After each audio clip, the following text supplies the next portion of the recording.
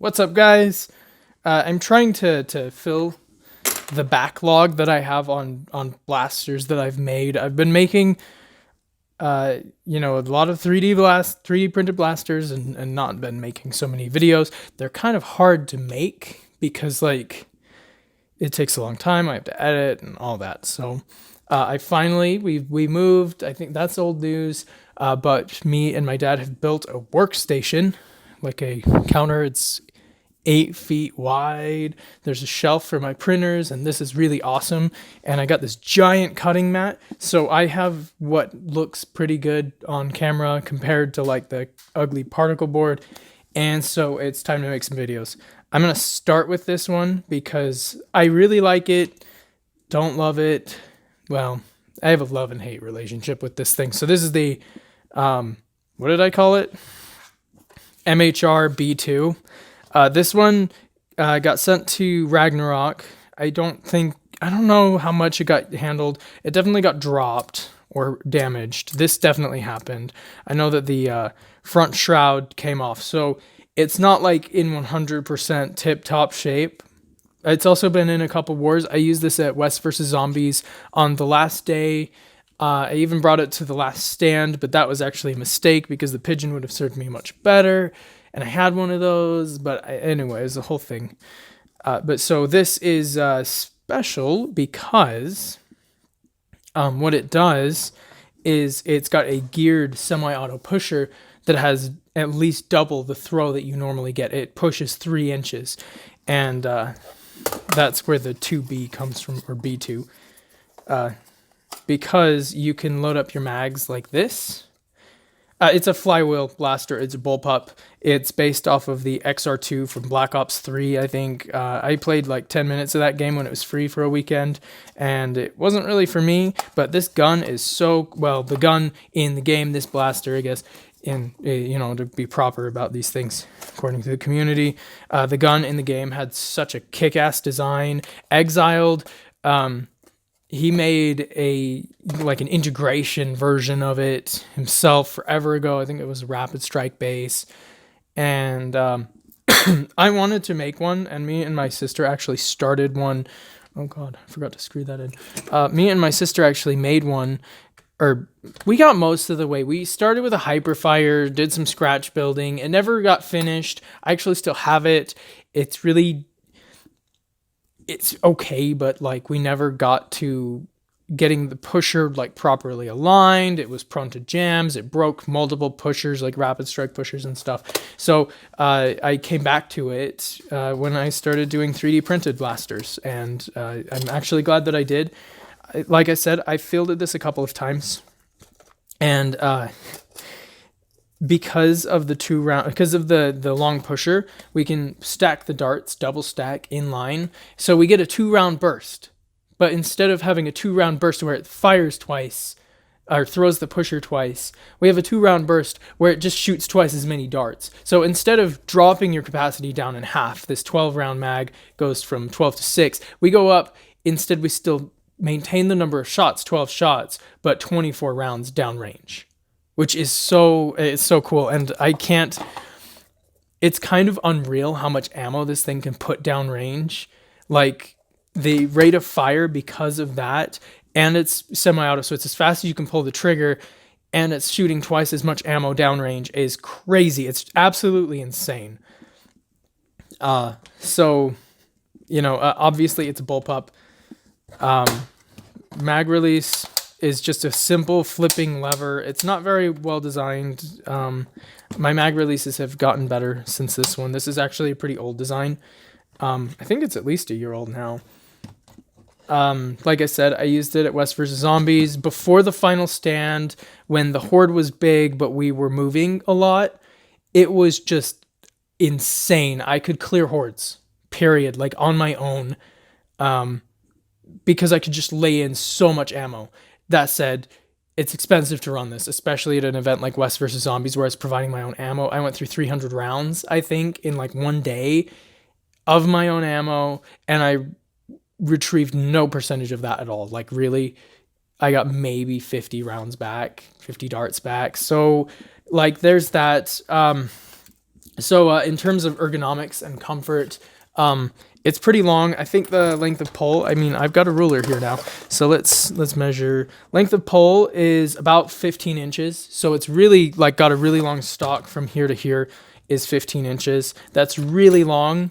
Bullpups feel a little better being long than they do than like a conventional. If you had a conventional layout and it was that big, because you couldn't like reach your mag as easily and stuff, that would be super long. It doesn't feel super long, but it does feel really big. Obviously, this is a giant blaster. Like, I mean, I should get something for comparison. I have a Spring Thunder right here, so we'll just pull that down. Here's a Spring Thunder for comparison. Full size, actually, my stock is extended. Oh, was that always two pieces? Anyway, my stock is extended too. And it's this long. So, you know, this is as long as a pretty long blaster. Again, because it's a bullpup, it's still pretty compact when shouldered. You know, you're still only, 12 inches in front of you or whatever. Before anyone asks, the barrel, the inner diameter is enormous. The outside is like 1.5 inches inner diameter. And it telescopes. So the smallest is like 7/8 of an inch, or even more than that. I think it's like 0.8, 0.9 inches wide inner diameter for the smallest barrel. Next one is more than that, and this one's like 1.5 inches. So it's really big. And I don't think I'm getting a ton of drag from that unless the flywheels in the barrel are misaligned. Then I would be. I did chronograph it. Expected rain power. When I was at West vs. Zombies, I used an Eclipse cage on 3S, and I was getting 145 almost exact, which is what I expected and what I wanted because that was their FPS limit, so it was right at it. And it was decapping so many darts. The other thing about it is that the 2-round burst is pretty prone to jams and misfeeds because it's not a perfect system to feed well, and that's just going to happen. If you make one of these, that's kind of gonna be a part of what you'd expect from it. But that leads us to one of the other really, really cool things that it does is it'll take anything because the pusher is so long a throw. And I'll actually, let's see if we can actually see that in here. I keep pressing that. I don't know if you can actually see it in there, but it goes almost all the way to the cage of a full length mag well, and like practically up to the cage. So it can feed anything, which means that we can use adapters. The Talon adapter, the stock Talon adapter does not fit nicely, and it's too tight in the mag well. I've heard that that's a problem with the Caliburn too, so like that's not that unexpected. I think I used a Caliburn mag well to model this. But so we can throw in, and even this one's a pretty tight fit, but we can throw in a half dart mag and adapter, so you can use short darts with it. But because it takes full length darts too, or full length mags, we can just use full length darts as well. It will feed anything as long as they'll go through the wheels. And so it's super versatile in that way. If you have a lot of these mags around, you can switch between what kinds of darts you're using, whatever works for your group, and it can be a really all-around pretty good like base like everything rifle platform, as long as you're not looking for super high FPS, because Strife cages, which is what it uses, just don't hit that hard. And because it can barely fit in one stage of motors, of brushed motors, I can't put in a dual like a Woozy cage, which I'd love to. That has to be brushless because there's just not room internally. It's pretty wide, considering. So we've got this like, because it's so wide, we have a very flush, you can't see the motors and stuff. There's no motor cover and all that. Ergonomically, it is stellar. As far as bullpups go, this is the best bullpup I've used. It handles better than I expect a bullpup to. It still kind of handles weird. I feel like there's something weird about like actually grabbing a bullpup and aiming them that feels a little off. And I don't totally understand why that is. Maybe it's just how short they are from your body. or maybe it has something to do with the way that they pivot. I don't know. Maybe it's the length of pull. I don't know.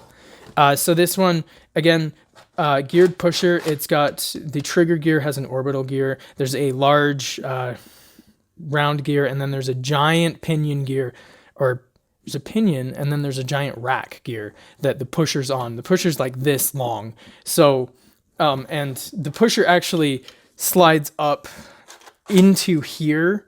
So you do need the shroud, but you could take the shroud off and potentially improve performance with low barrel, no barrel.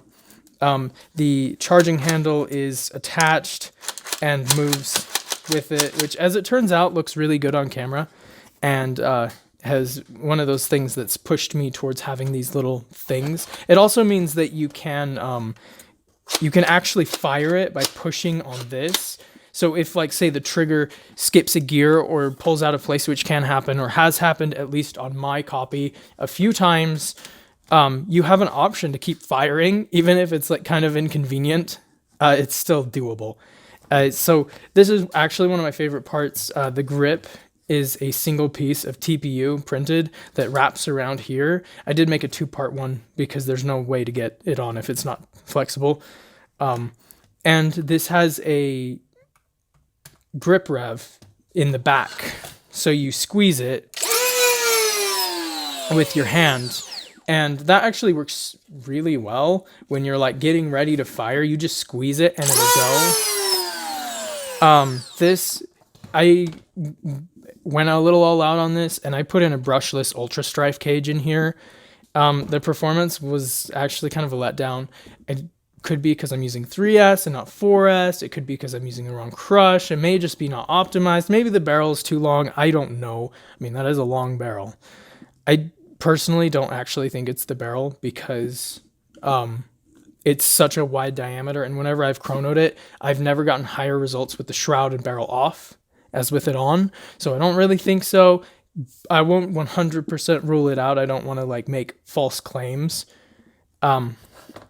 But, you know, so, anyway, that's, oh, and I guess I'll go over this because it's pretty cool. The battery is just a pin in the back. There's actually 2 pin spots, but I've only got one. I lost the other. So we'll be able to see the pusher here. As you can see, that's a really long pusher, and there's all that much travel. So because there's so much travel on it, you know, we can do a 2-round burst, like a shotgun kind of effect. And it actually turns out that it's, like I said, it's so much ammo down range that like you can just make a cloud of darts on people. And I guess since it's open, we can play with the potentiometer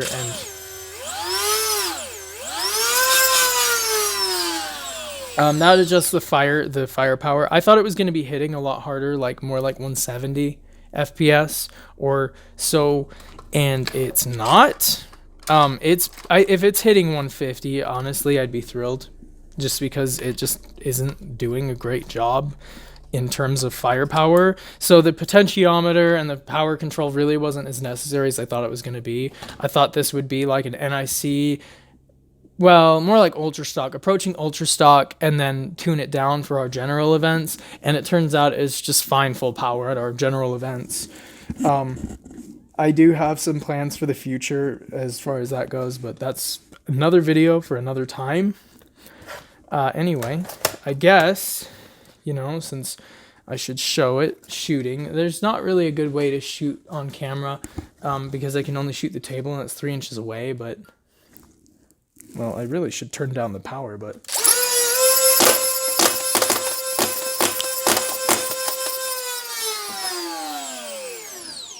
It's hard to tell if those darts decapped because they hit the table or because they went through the cage. I do think the Ultra Strife cage is a little less hard on the darts than the Eclipse was, which is cool. It wasn't... That was the one thing that I probably wanted to change the most, was I wanted something that was a little less hard on darts, because it just is so savage on them. And if you know, your Gen 3s won't fit, well, they seem to be fitting in here okay, but I bet when we get around to the curve, they will not fit, as far as I can tell, in a stock Nerf mag like a Hasbro brand. I tried that at West vs. Zombies when Gen 3s were brand spanking new, and that didn't work. So I guess I'll get some firing demo going here soon. Oh, you know what? That's actually... I've made an on-camera discovery, guys. It will work with at least this box of Gen 3s is working in it, which is great because we really do need that kind of like durability. At least the good batches. I've heard they're not doing so good. Anyway, this is a sick looking design. I love how it looks. And I spent so much freaking time trying to get it exact. I even went to getting it to scale. I think it said on the wiki that it was like a 308, which I looked up, and that's like roughly Nerf size. I think that's like a different version of a 762. So it's like I scaled the magazine in my model, and then I built everything up from the magazine being scaled to the picture from the game. Well, it was the concept art. And so it's accurate. And like there's a few spots where we had to make some compromises. This is as accurate as I could possibly get the damn thing, and it looks great. And I did do a few compromises in this area to make it more comfortable. And if you have a medium to large hand, I think that this is you know, a 3.5 out of 5, maybe a 4 out of 5 in terms of grip comfort. Knowing that I'm very particular and I have only one, bringing the Spring Thunder back out. This is the only grip I've ever made that comes anywhere near a 5 out of 5 is my Spring Thunder like modified grip. So it's pretty comfortable. It's, you know, again, this and the butt plate are all TPU, so they're flexible and soft to hold, which is just kind of a nice little thing.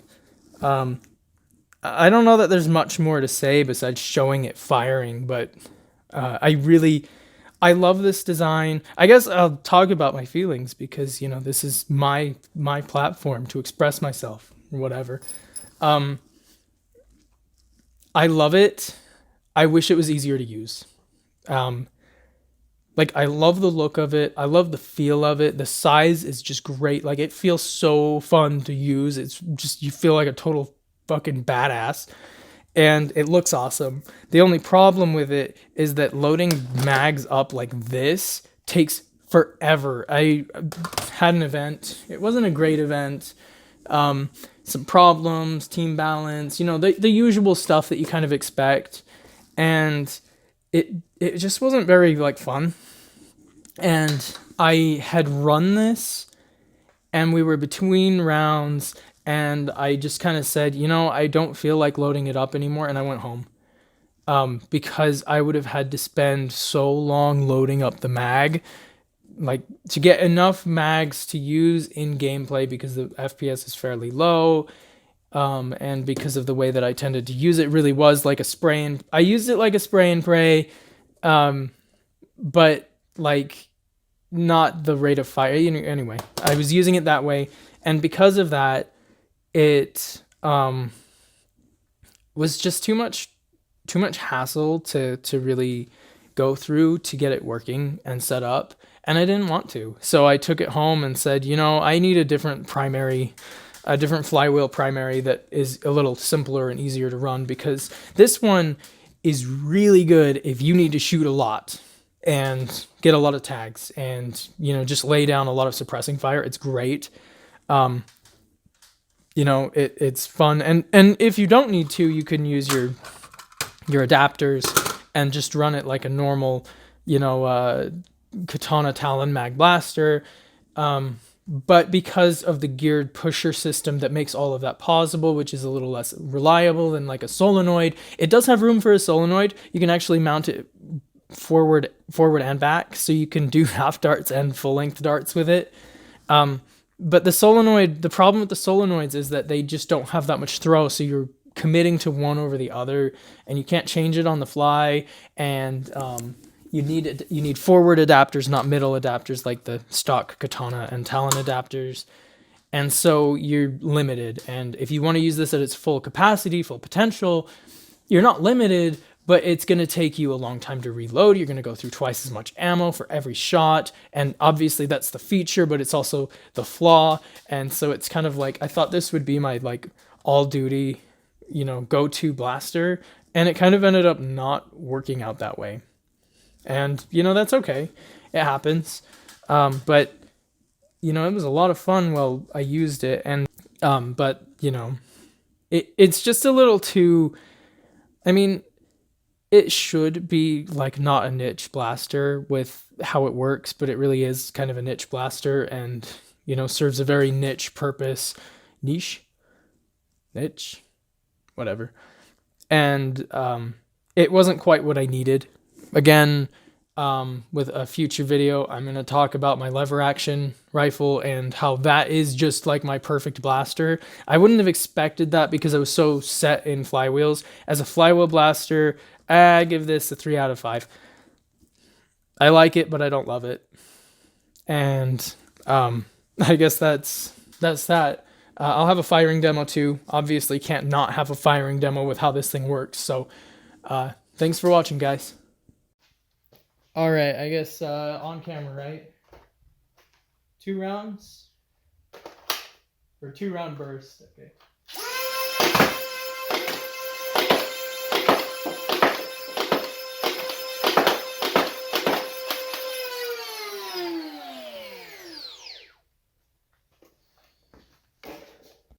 Okay, I got three half darts.